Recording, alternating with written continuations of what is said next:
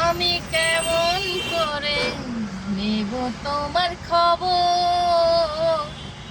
তোমার ভালোবাসা তুমি নিজের হাতে দিয়ে গেছো কবর।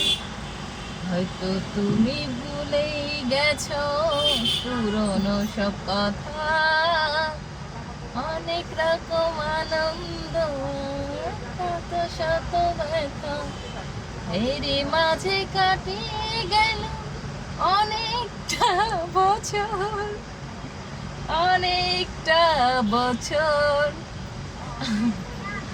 আমি কেমন করে নেব তোমার খবর?